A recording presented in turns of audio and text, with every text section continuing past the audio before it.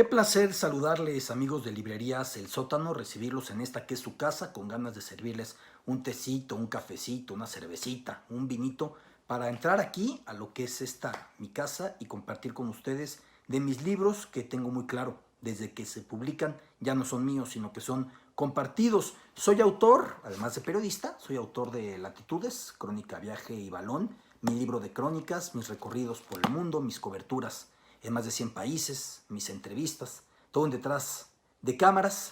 Soy autor de mi primer trabajo de ficción, Aquí Boria, mi primera novela, todo un ejercicio de un monólogo interior, un autor que va dando la vuelta al mundo frustrado porque no vendió un solo libro y a partir de eso, con la meta clara de encontrar más libros jamás leídos, la misma frase con la que abrimos, el mismo epígrafe, pues nos da algo de pistas, ¿no? Porque Julio Cortázar planteando que un puente es un puente en cuanto es cruzado, así que un libro solo es un libro si es leído.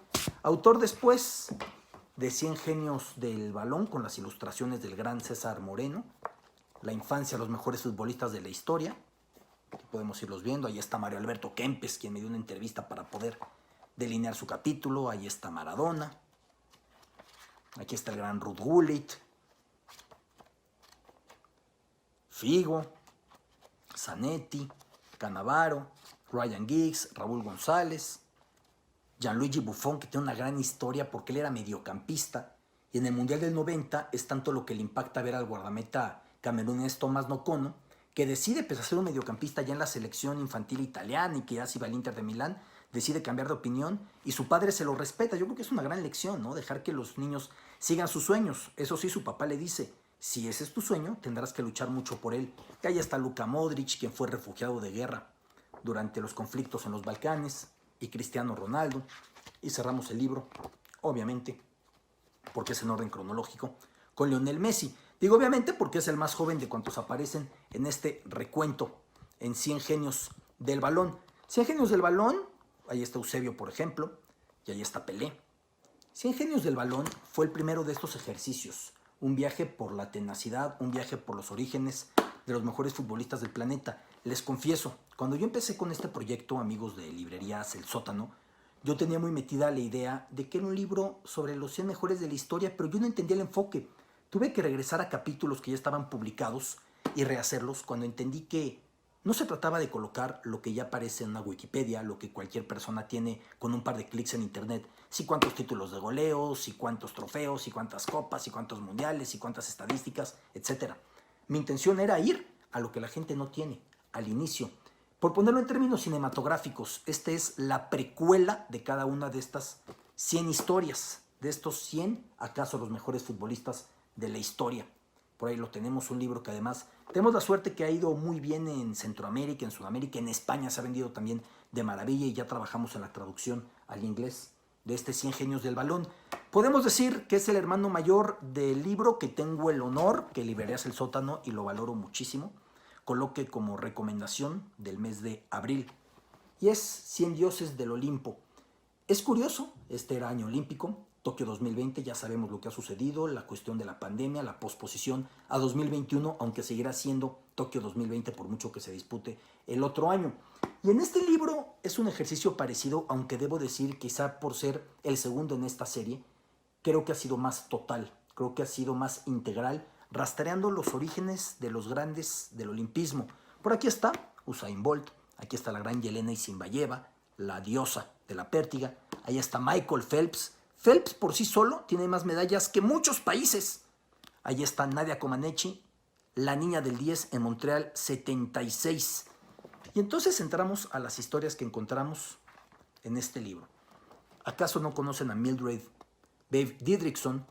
La coloca así, barrilete cósmico, que ilustra en este libro de una manera maravillosa, porque esta mujer hacía todos los deportes. Destacó en béisbol, destacó en Juegos Olímpicos, destacó en golf, destacó en básquetbol. En lo que aparecía, Didrikson era una locura. Cuando era pequeña, por supuesto, decían, vete a jugar muñecas. Y de hecho hay una frase que coloco por acá. Le pregunta a una persona, ¿hay algo que no juegues? Fastidiado de que la veía correr, saltar, patear, brincar. Y ella contestó, sí, no juego a las muñecas. Esa fue Didrikson. Y es una constante en las mujeres que aparecen en este libro ver cómo se les quería confinar a lo que se consideraba, o todavía a la fecha vaya estigmas y prejuicios, se considera para mujeres. El primer mexicano que aparece es Humberto Mariles, y hablo aquí de el coronel y su amor tuerto, así es como le colocamos al capítulo, porque como pueden ver en la ilustración de Barrilete Cósmico, Arete, su caballo, había tenido problemas de visión en un ojo. Por esa razón, acaso, el presidente Miguel Alemán no quería que Humberto Mariles acudiera a competir a los Juegos de Londres 48 y de desacato militar, era coronel, se escapa y entiende llegando que si no triunfa será detenido a su regreso y termina ganando 3 medallas para México en los Juegos de Londres 48. ¿O qué les puedo contar de Jesse Owens? En la ilustración, como pueden ver, aparece como en una nube Hitler, recordando lo que representó en Berlín 36, que desafiara los juegos planteados para la supremacía blanca y terminara arrasando en medallas. Y entonces vamos por este recorrido, juegos a juegos a juegos. Otro mexicano, Joaquín Capilla, clavadista.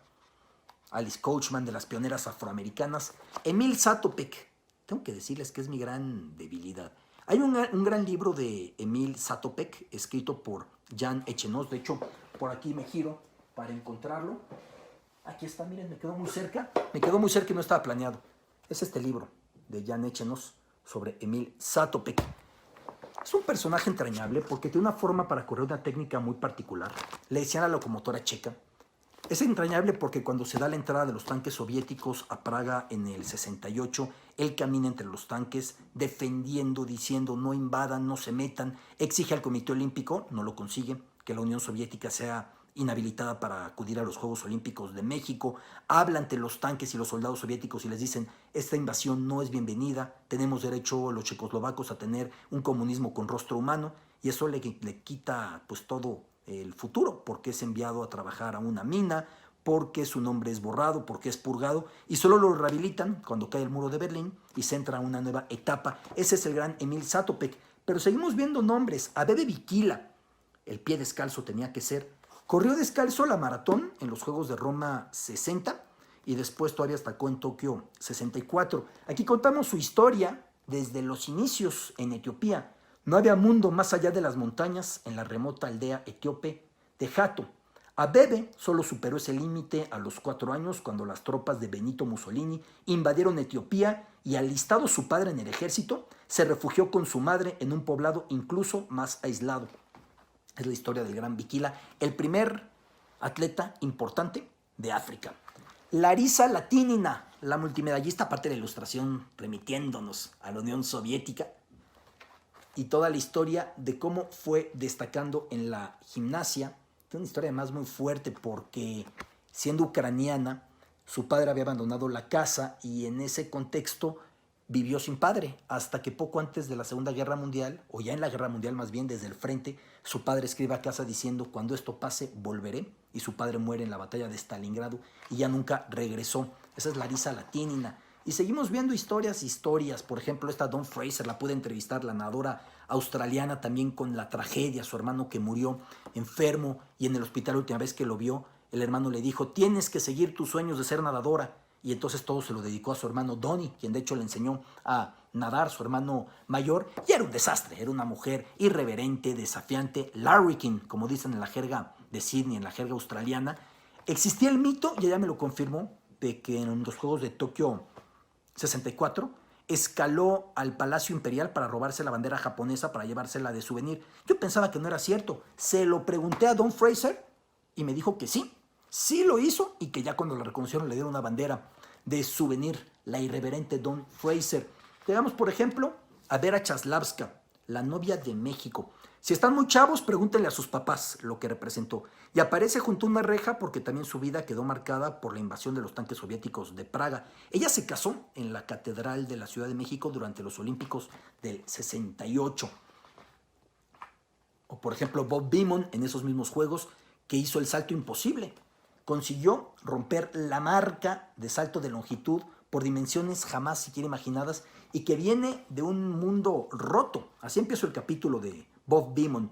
No había otro lenguaje en el barrio neoyorquino de South Jamaica que el de la violencia. No había otra forma de destacar que compitiendo por ser malo. No había mayor ambición para un chico de familia rota como Bob que integrarse a una de las pandillas. Y luego explico cómo el deporte lo sacó de ese destino. Seguimos, por ejemplo, con Dick Fosbury, quien inventó el salto de espaldas. Antes el salto de longitud era pues salto de tigre, se aventaban de frente y como cayeran. Él cambió la técnica y todo gracias a que creyó en sí mismo, porque le decían, saltas mal, no lo hagas así, hasta que él dijo, dejen que lo haga como yo entiendo que se hace. Y a su manera cambió para siempre ese salto. Y vamos adelante, por ejemplo, con Mark Spitz, quien tuviera el récord de más medallas en unos juegos hasta que Michael Phelps lo quebró. O Alberto Juan Torena, el cubano, el caballo de la revolución, su relación con la revolución, la manera en la que se fue desarrollando. Parte de su familia era disidente de la dictadura de Batista, entonces con Castro pues eran de los más cercanos. Otro gimnasta, Nikolai Andrianov, Olga Korbut, esta gimnasta también. Florence Griffith Joyner, quizás se acuerden los que tengan de mi edad más o menos para arriba, de 40 años para arriba, de aquella chica estadounidense afroamericana que diseñaba sus trajes, una pierna descubierta y una cubierta. Y aquí nos remitimos a una anécdota que yo coloco empezando el capítulo. ¿Qué quieren ser de grandes?, preguntó la maestra. La niña al frente respondió que médico, otro más atrás que basquetbolista, alguno al costado que cantante. Cuando tocó turno a Florence, su respuesta fue diferente. Todo, quiero serlo todo. De grande quiero ser deportista, y modelo, y diseñadora de ropa, y artista, y estilista. Se rieron todos de ella en el salón. ¿Y qué creen? Terminó diseñando su ropa, diseñando sus peinados, terminó siéndolo todo. Florence Griffith Joyner. Llegamos a Nadia Comaneci. Con Nadia tuve la posibilidad de compartir coberturas de 2 Juegos Olímpicos, tener una gran cercanía y muchos diálogos que me ayudaron a hacer este capítulo de El 10 de Afrodita, así es como le colocamos. O por ejemplo, Sergei Bubka, el gran saltador de pértiga, soviético-ucraniano.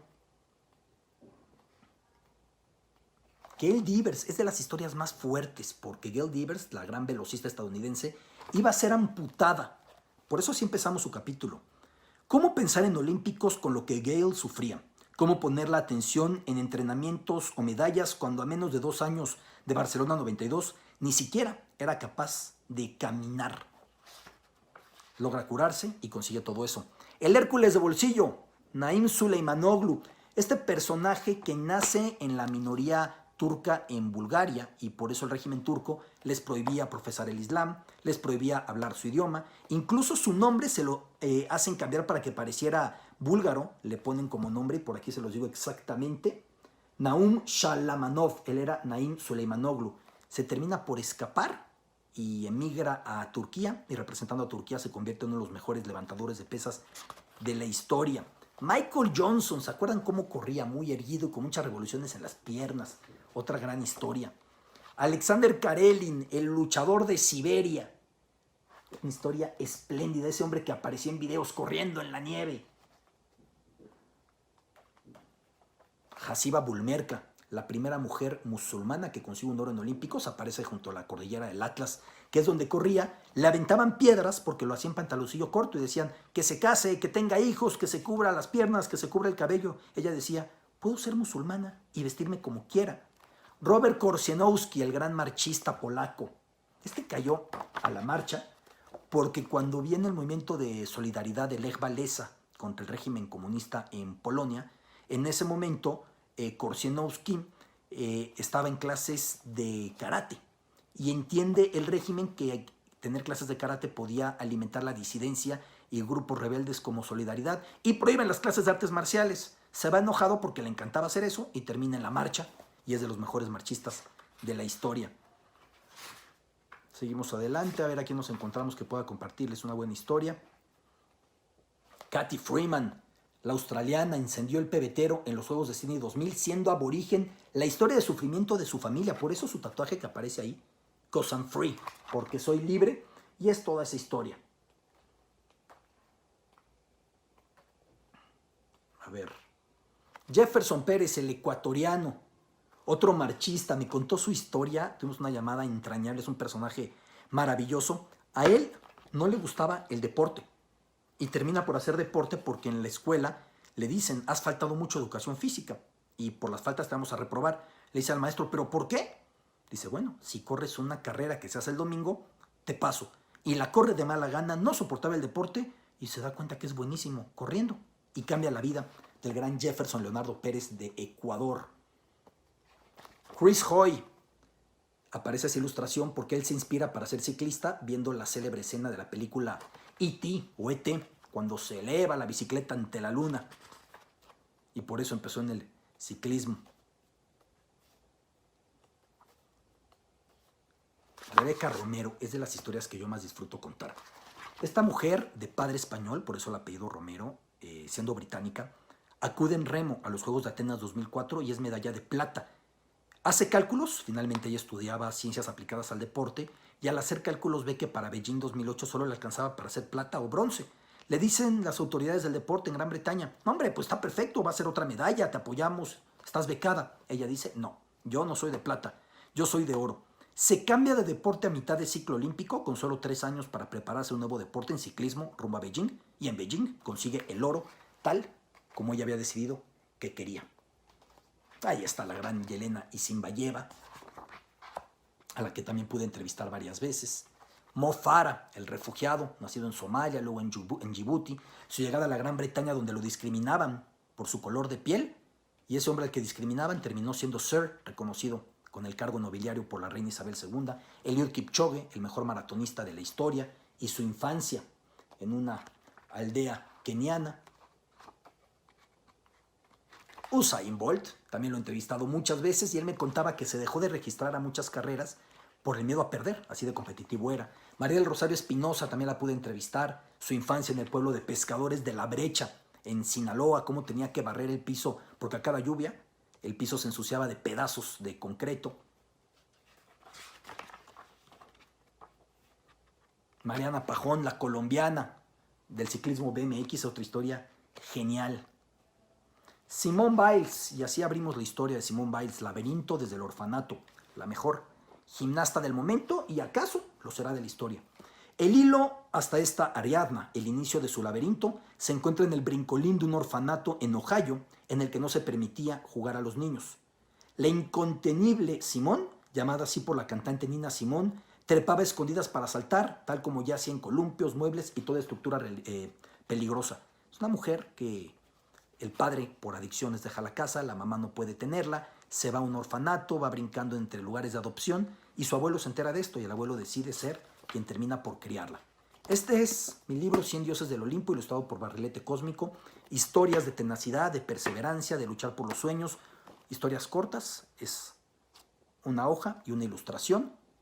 Ideal para compartir con niños, con adolescentes, para soñadores, para amantes del deporte, para amantes de lo que es perseguir unos sueños. Yo siempre digo, con estos libros, con 100 genios del balón y con 100 dioses del Olimpo, empecé libros sobre deportes y terminé haciendo, sin darme cuenta, libros sobre la vida. Buenos o malos, ustedes dirán, pero libros sobre la vida porque hablan sobre lo que es pelear por unos sueños, cumplirlos, y espero que los disfruten mucho. Está en versión audiolibro, está en versión digital. Yo recomiendo mucho la impresa por las ilustraciones aquí de César Moreno, aquí de Barrilete Cósmico, y sobre todo, si no les gusta cómo escribo, las ilustraciones son tan buenas que al menos creo que esas nos sacarán del apuro para que usted disfrute este libro. ¿Cómo me gusta escribir? Me levanto muy temprano. Finalmente yo soy periodista de tiempo completo y lo de la literatura, lo de publicar libros, lo tengo que rascar de mi sueño. Me levanto a las 4:30 de la mañana, a esa hora empiezo con el teclado, hago mi investigación, hago mis llamadas muchas veces a Europa, muchas veces a Asia, para tener datos de los deportistas que no pude entrevistar.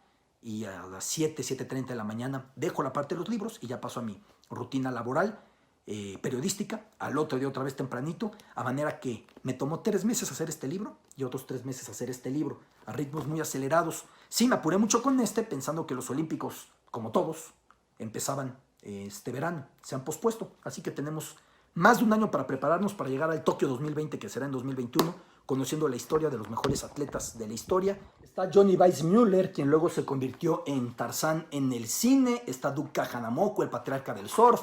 Está Paavo Nurmi, una de las máximas leyendas. Harold Abrahams, en quien se inspira la película Carros de Fuego. Así que la invitación, amigos de Librerías El Sótano, agradeciendo de corazón que me hayan incluido, como la recomendación de este mes de abril, que si lo recomiendo, bueno, pues me ha costado mucho empeño llegar a esto, pero sobre todo entender que más que deporte, esto es un libro sobre la tenacidad, sobre los sueños humanos, sobre el superarse, sobre el perseguir unos sueños. Ojalá que les guste mucho. Abrazos a todos en Librerías El Sótano. Gracias siempre por su amable apoyo.